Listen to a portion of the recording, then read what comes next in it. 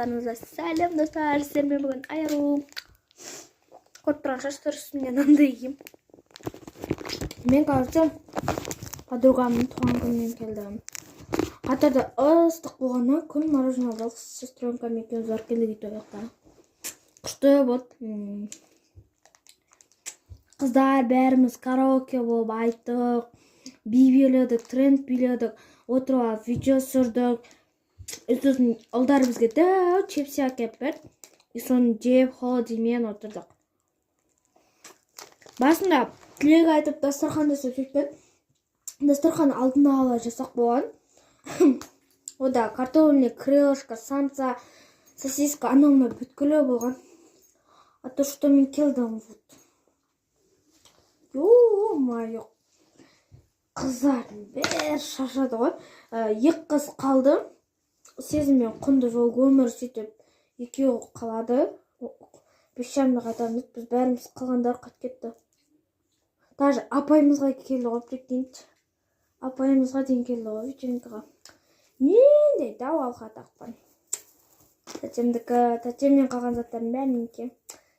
Иті ішер көнелмеген, сол новидан тұрған сөйтті.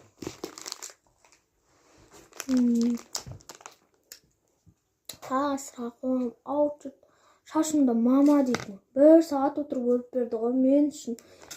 Шұрттан қалмасын деп бейті бәрін өрт. Үсін осындағы бәрді.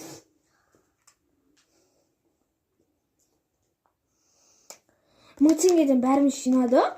Қаспен жинағы 13 мың теңге алды ғой. Үнжу. Мама папасы оған телефон сағады ғой. Мен айфон салады деп ойағам. Айфон емескен. Ұмыт қалдым, Ачо Галактика 15 бірбәлей деген.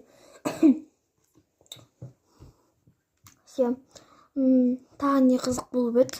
Апайымыз бәрін естеп, апай айтып отыр. Бәрі сен вечеринкаға келдің ба? Деп ше қыздар айтып отыр ғой. Анан, неме. Қазір мен кемді ауыстырам. Хоп. Что переход болды, я?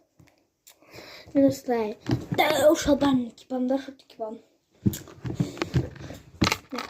140 теңге бар. Жана магазин ақшасынан қалған. Енді бетесің ғой қазір. Қара.